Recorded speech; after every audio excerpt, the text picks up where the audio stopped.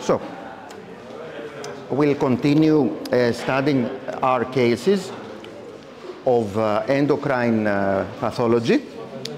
Now, the first case is of a middle-aged woman with a 1-year history of she feels very tired and complains all the time, apathy and cold intolerance. That means that she feels cold, despite the fact that the temperature is not so low. And she has a diffusely enlarged thyroid and painless. Diffusely enlarged means that there are no discrete nodules on the enlarged thyroid. And there is no pain, because if it was painful, that could be a sign of inflammation, but it's not always so. Her twin sister previously had similar symptoms. Here is the microscopic appearance. So we have a look. This is the remaining thyroid parenchyma, and a large part of the thyroid has been replaced by this tissue, which is dark staining, and it forms these round structures. So the clinical symptoms of the patient are consistent with which disorder of the thyroid? Hypothyroidism. And this is the most common case of primary hypothyroidism that has to do with some sort of autoimmune inflammation. Thus, the inflammatory infiltrate is expectedly composed of which cells? These dark staining cells. If we have a medium magnification, what will they be, these cells? Since it is an autoimmune inflammation which destroys the follicles on the long term, which cells must they be? Lymphocytes mainly, all right? So there might be a subset of natural killer cells which might attack the thyroid follicles and destroy them. But B cells seem to participate in this autoimmune inflammation as well, since B cells are involved in the pathogenesis of Hashimoto thyroiditis. What do we expect having to do with the function of B cells to find in this patient? If we look at her serum, what should we expect? We said that B cells participate in this immune inflammation. So what can we expect to find in the serum of this patient due to the participation of B cells? What do you think? Antibodies. So if we look for autoantibodies, we most probably find increased titers of such antibodies. However, they do not cause the destruction of the thyroid gland. The cellular infiltrate, which is evident in the image, is responsible for the destruction of the thyroid follicles. And if this happens quite abstractly, abruptly, acute, then the content of the follicles may be suddenly released in the circulation, and paradoxically, on the first stage of this disease, what will the patient develop? What can the patient develop? Yes, he'll have a very parodic episode, he may have a very parodic episode of hyperthyroidism due to the acute destruction of follicles and the release of their content in the blood. However, this will be parodic, and as time goes by, she'll have the signs and symptoms of hypothyroidism, because this is the most common cause of primary hypothyroidism. And what does this term primary mean? If we count thyroxine levels in the serum, it will be low. However, what should we check? Which hormone should be simultaneously checked? Not only triiodothyronine and thyroxine, T3, TSH. Since the lesion primarily affects the gland itself, what do you expect? What levels of thyroid stimulating hormone do you expect to find in the serum? Will be high, because thyroxine is low and we have the circuit with TSH, it will be increased. So, in case that TSH is also low, the cause is not primary in the thyroid. If TSH is low, something has distracted the cells in the pituitary gland, which are responsible for the secretion of TSH.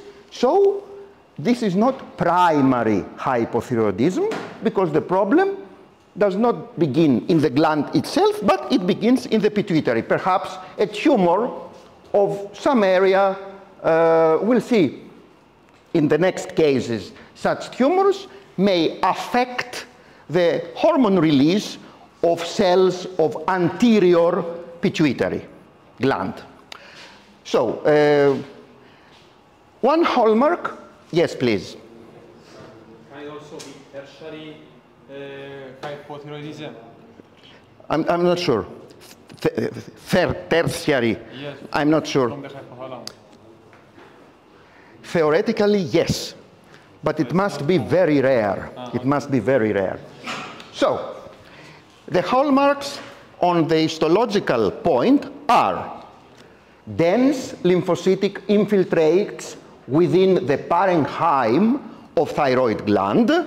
And what do lymphocytes form here? Look at the sign in the image. What do they form? These ball-like structures. What are they?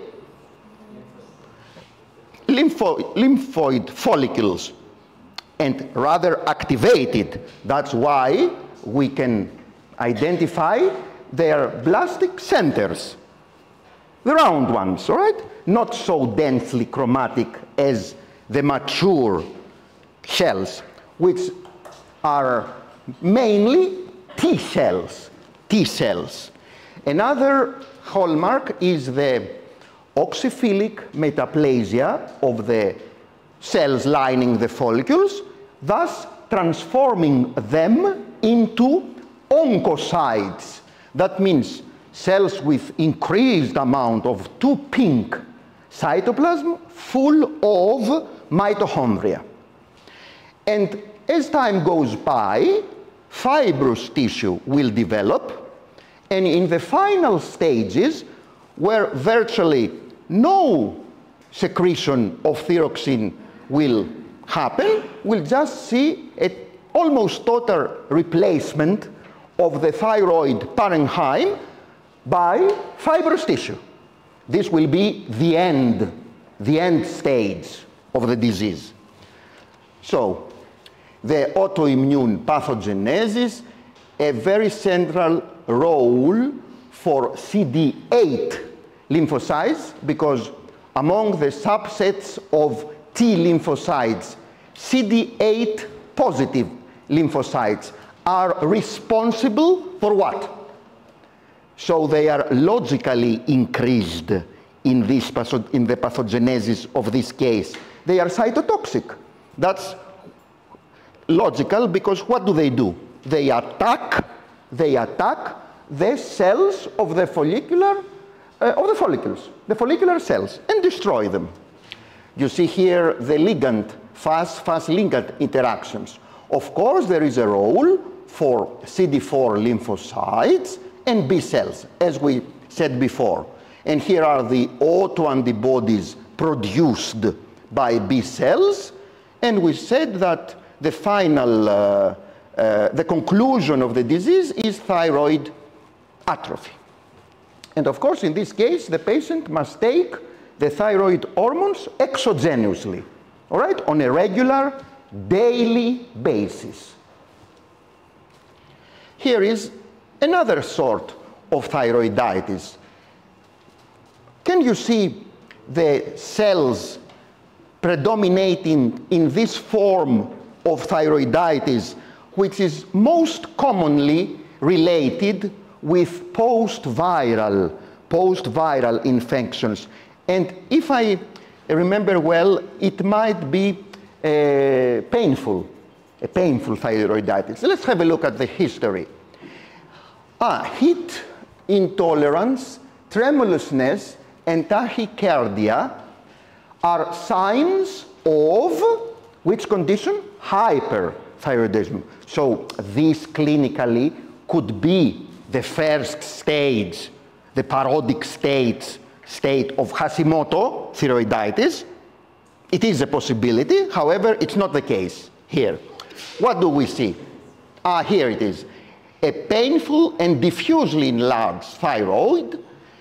TSH is low and thyroxine is increased.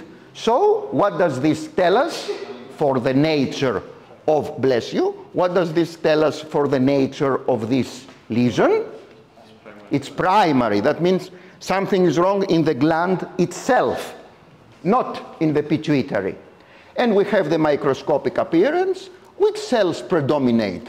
I think these must be eosinophils. However, these cells are easily noticed and they have many, many nuclei. So what are they? Giant cells. Giant cells. You see? How many of them? With many, many nuclei. So this is a granulomatous inflammation. Perhaps we can see a round contour of the inflammatory infiltrate.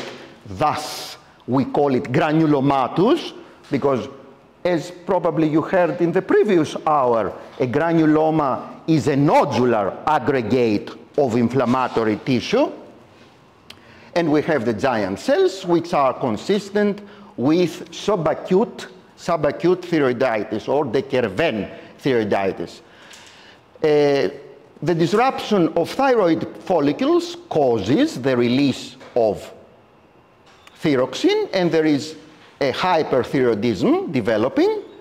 And when the inflammation is over, a status of F-thyroidism will develop. And most commonly is after viral infections. Now let's have a look here.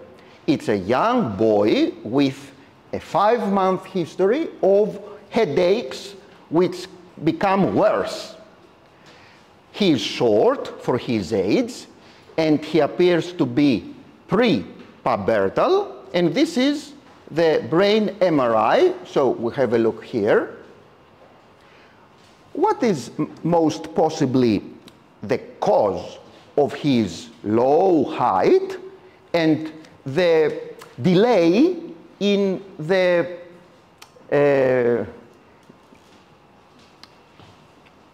puberty, the delay of puberty? What is probably the cause? What will somebody think and relate it with this MRI?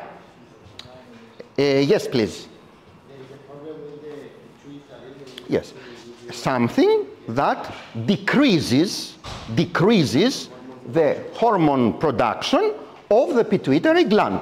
So, which hormones are probably affected?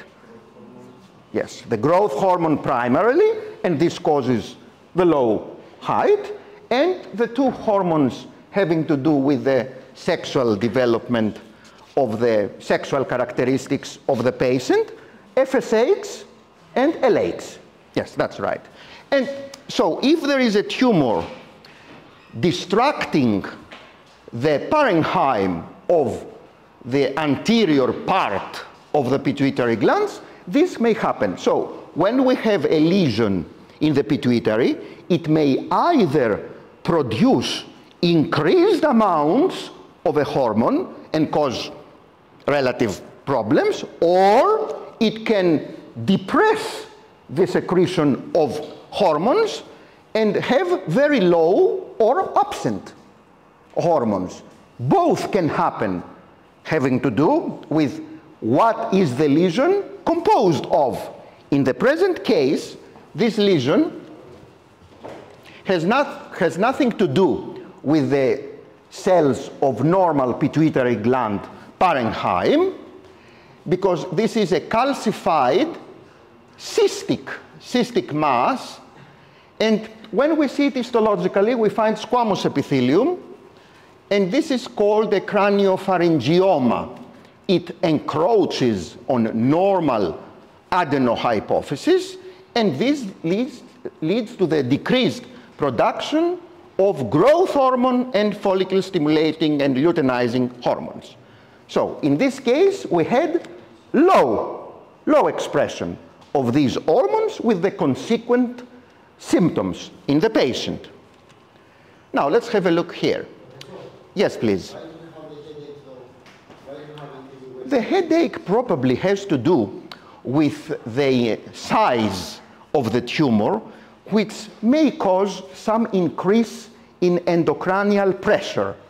And this most probably is related to the worsening headaches as the tumor increases in size. Intracranial pressure is consistently increased, and this causes headaches. When you have a headache, you will suspect that there is something wrong in the central neural symptom if it worsens through time. That seems there is a cause which becomes more prominent, and thus causes the worsening of the migraine or headache episodes. That's a very key factor in ordering a CT scan or a check of the brain. Now, here is a woman with a 7-month history of worsening headaches, constant thirst, and visual problems. She describes as tunnel vision.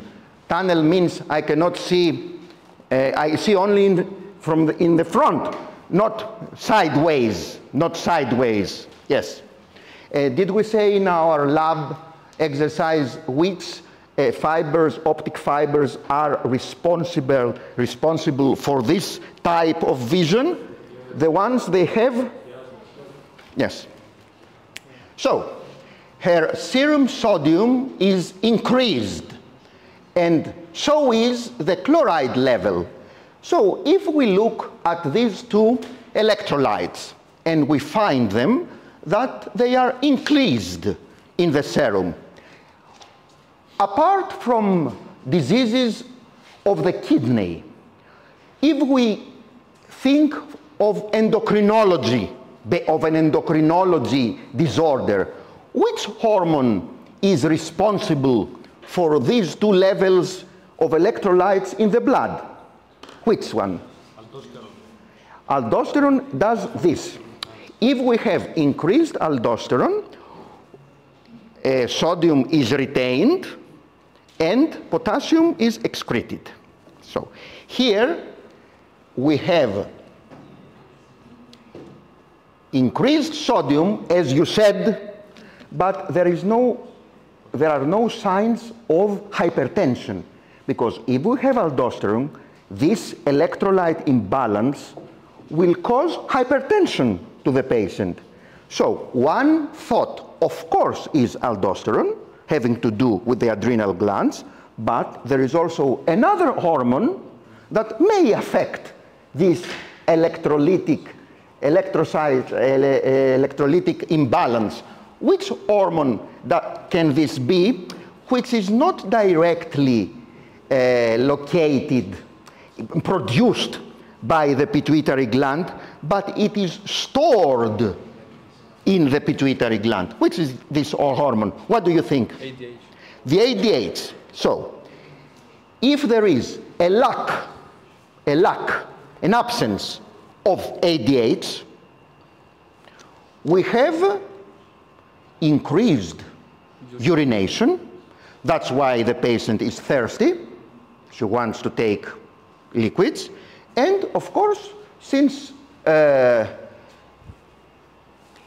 we do not have this normal urination, we have increased sodium levels. Okay? Now, potassium is normal, and the other factor is normal in the blood. So we have the bitemporal hemianopsia, and we see that something here. What can this be? Can it be a craniopharyngioma, as in the present case? Can it be an adenoma, which is silent? That means there is an adenoma of the parenchymal cells of the pituitary gland, but it does not secrete the hormones to cause symptoms from hypersecretion of an hormone. It's a silent adenoma, which, however, compresses the normal parts of the pituitary glands. Thus, ADH is no longer secreted in the circulation. Yes, please. The urine analysis of such persons, the water concentration is higher than the solutes. The urine are very diluted. Yes, they are very diluted. Okay. Yes, and there is an increased amount of urination, and an increased thirst.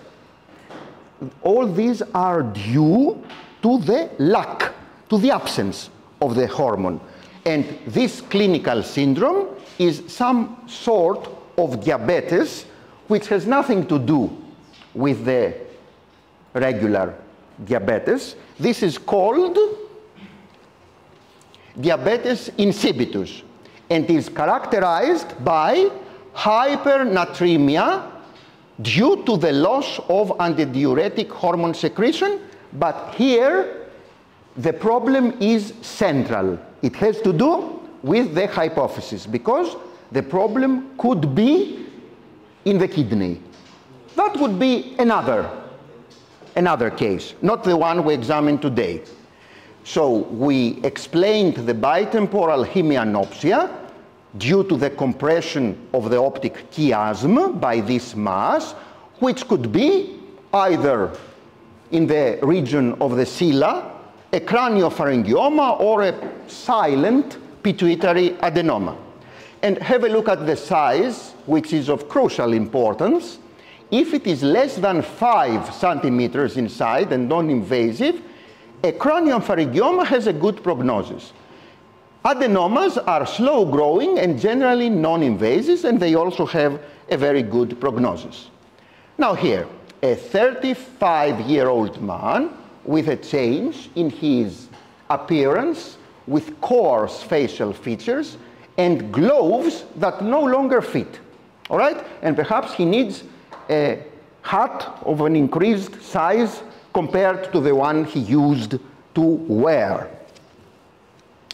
He also has polyarthritis with joint deformity, and here is the brain.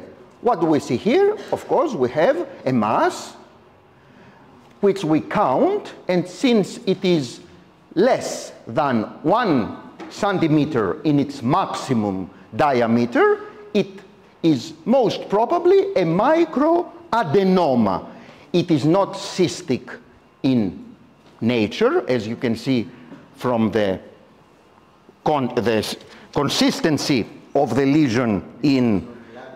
Yes, of course. It's not black, so it's not a cystic space in it. It's a solid lesion, mass lesion, which most probably is an adenoma. And which hormone is responsible for this patient's symptoms? Which hormone is possible? He needs a bigger hat, he needs bigger gloves. Growth hormone, yes. So there is an elevation in growth hormone, And you see the mechanism is quite interesting.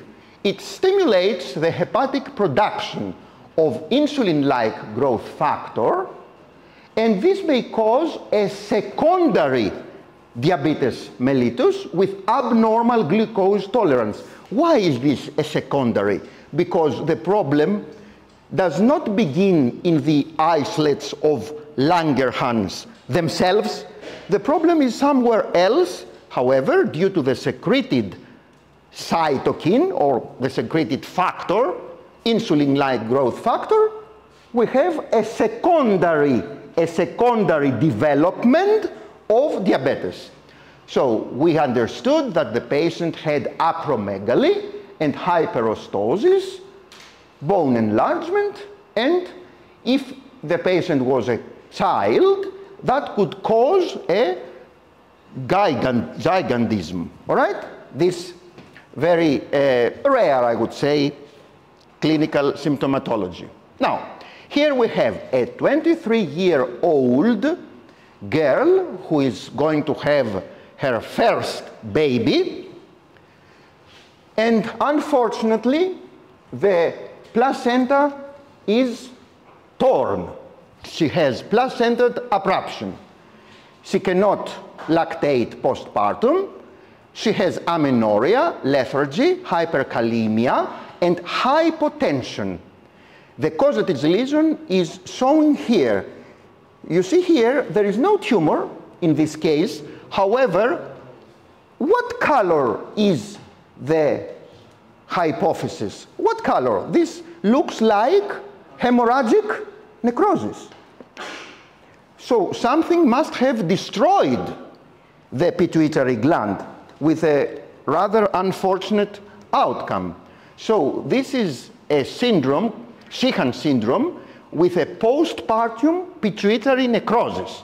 So, since we have no longer the hormones of the anterior part of the pituitary gland and there is no prolactin, what does this has to do with the patient's status? Which symptom is developing due to the absence of prolactin? She cannot breastfeed her baby. Since we have no FSH or LH, that means she has amenorrhea. And low TSH might lead to secondary hypothyroidism, because the problem is in the hypophysis. And what findings are compatible with the decreased ACTH? How can you justify her serum findings and the hypotension due to the lack of ACTH? Think from your physiology courses. It's not difficult. So what's happening? Who can tell me? Yes? So if we do not have the glomerular zone responding to ACTH, the glomerular zone of the adrenal cortex responding to the ACTH, because there is no ACTH, no aldosterone is produced. So what does this have to do? Hyperkalemia. And this is very dangerous because increased levels of this electrolyte in the serum may affect which organ and be a potential cause of death in this patient, the heart. It might cause a very severe arrhythmia in the heart or even cardiac arrest. So it's some sort of an emergency here, because this electrolytic imbalance should be properly restored to normal. And this is panhypopituitarism. So we have the normal hyperplasia of the anterior hypophysis during pregnancy. The portal blood supply is some sort distorted because the pituitary is hyperplastic, so the vessels are not so capable of providing sufficient blood supply to the hypophysis. So we had the problem after you see here, the placental abruption. So there was a blood loss and ischemic necrosis. Thus, we have this hemorrhagic view of the hypophysis. Yes, please. Why do we have hypertension? Do we have hypertension? Since aldosterone is not produced, aldosterone is the hormone which causes hypertension due to the retention of sodium and water. If we do not have enough aldosterone, we have hyperkalemia and probably hyponatremia and hypotension. The opposite. So, does she have sufficient ADH? Yes, because ADH is not produced from the anterior part of the hypophysis, which here is necrotic, but it is stored in some place, so this syndrome has nothing to do with the amount of ADH. Now we have a 31-year-old man with intermittent headache, tachycardia, tremor, and anxiety, and he periodically becomes hypertensive. That means that he has some quite acute and self-limited episodes of hypertension, of increased blood pressure. It's not a permanent situation. He seems to have some attacks of such episodes of increased blood pressure. And can you tell me here, this endocrine gland appears to be enlarged. Can you tell me which gland is this, taking into account the position of the patient? The position of the patient, where is the problem? Yes? The adrenal. Which adrenal is pathological? As I said, we have the patient in front of us. He's in front of us. The patient is in front of us. So this is the patient's left, and this is the patient's right. You have, when you see an X-ray, you must understand, is the patient looking at you? If he's looking at you, what I have on my right hand is his left. Okay? Yes. It's important, because if you do not have the correct anatomical location, if you're going to do surgery, you'll take the wrong gland. It's very important. Yes. It's not only high science. We have practical issues to deal with. Okay? Yes, please. This is the vertebra or the mediastinum? Yes, I'm not sure which part it is. It's the vertebra. Yes, since we are at this level, this is the kidney. Yes. So the left kidney is recognizable. The right one is not recognizable on the same level because a tumor has developed in the right adrenal gland. And it's most probably deriving from which part of the adrenal gland, taking into account the acute relapsing episodes of increased blood pressure. Which part? The cortex or the medulla? Yes, please. I would say the medulla. The medulla, because if it was a matter of aldosterone, that would not make attacks. It will be an increased hypertension all the time. If you have attacks, that means there are periodically secreted levels, and which hormones are responsible for this increase in blood pressure. Yes, these catecholamines, and as you said, very well. So, we have a right adrenal mass, and the symptoms are highly suggestive of a tumor deriving from the adrenal gland medulla, and this is a pheochromocytoma, which is known as the tumor of 10%. You can read here why this terminology is applied to pheochromocytoma. So we have elevations in urinary catecholamines, metanephrines, and vanillimandelic acid. All these levels are increased, and we have increased blood pressure, heart rate, and tremulousness. And perhaps these tumors can be within the context of some familial syndromes of inherited, of some sort of inheritance known as multiple endocrine neoplasia syndromes, and these particular ones are termed 2A and 2B. And also another genetically transmitted syndrome is the von Hippel-Lindau syndrome, having to do with renal cancer as well.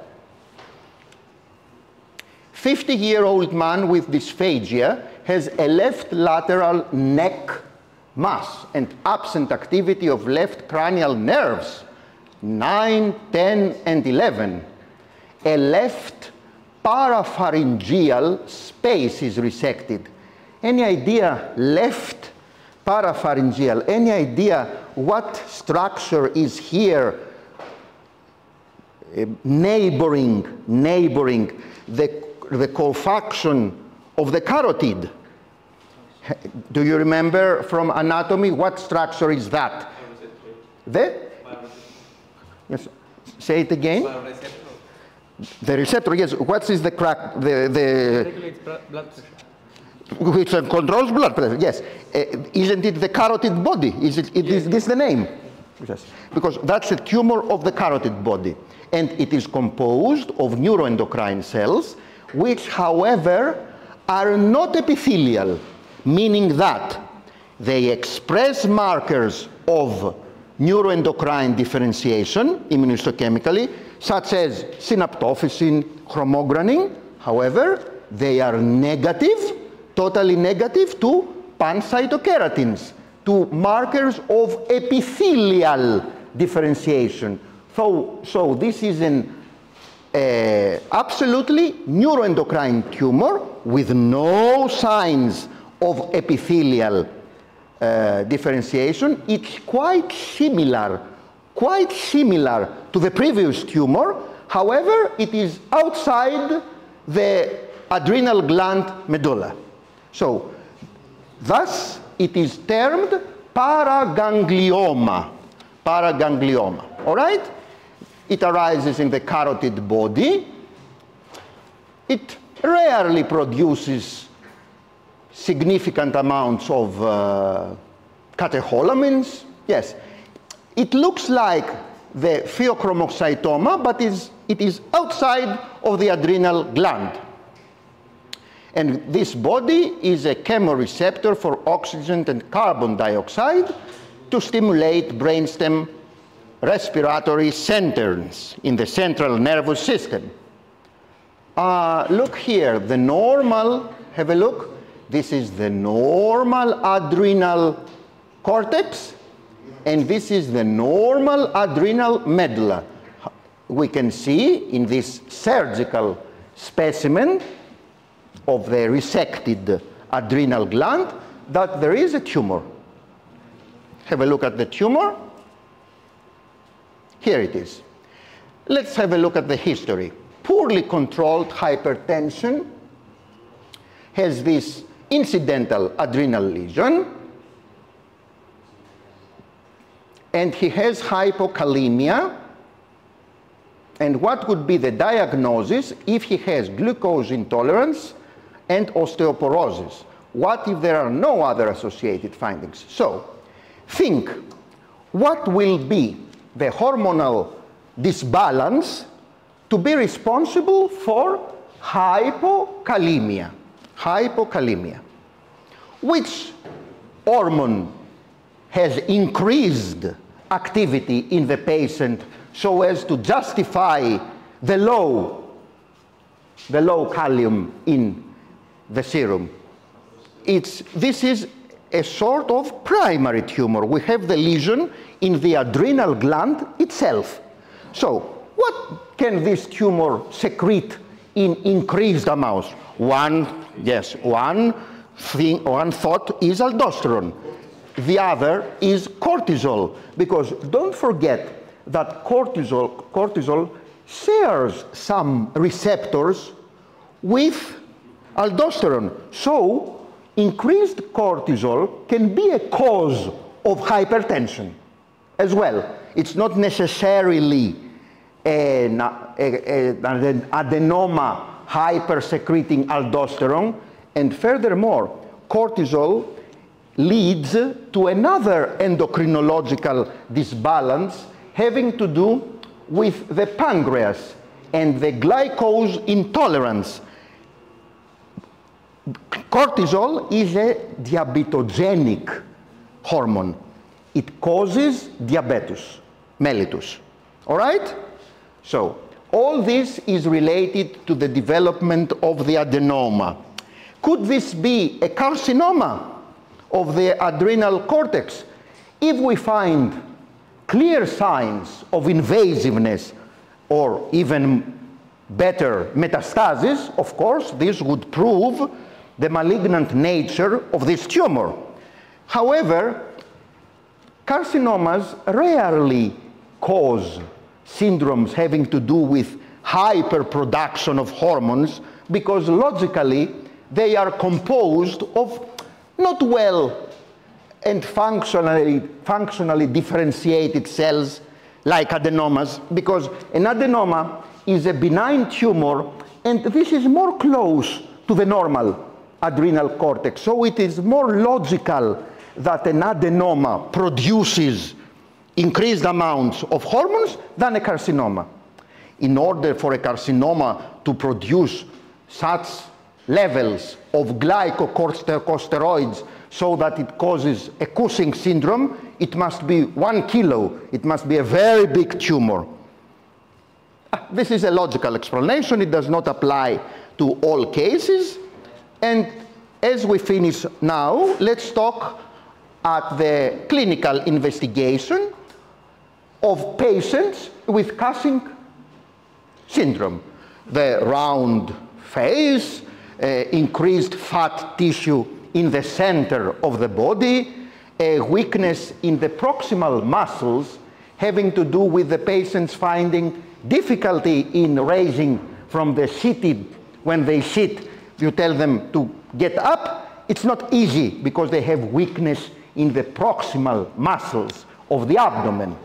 So what do we check? We check the hormones of the cortex and ACTH.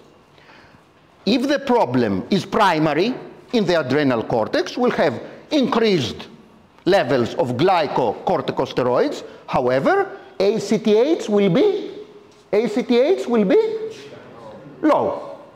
If we have increased amounts of glycocorticosteroids and increased levels of ACTH, we might look for an ACTH hypersecreting adenoma of the pituitary gland.